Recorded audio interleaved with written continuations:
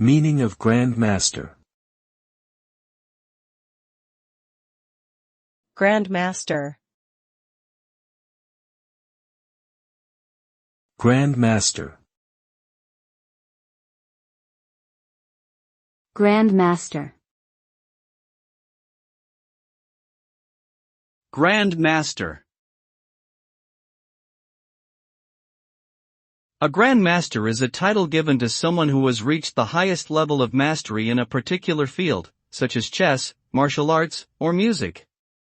The term is often used to describe someone who has achieved an unparalleled level of skill and expertise, as well as a deep understanding of their craft.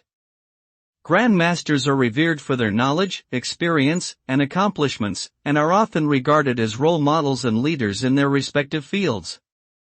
Overall, the term Grand Master carries with it a sense of great respect and admiration for those who have achieved this rare and coveted status.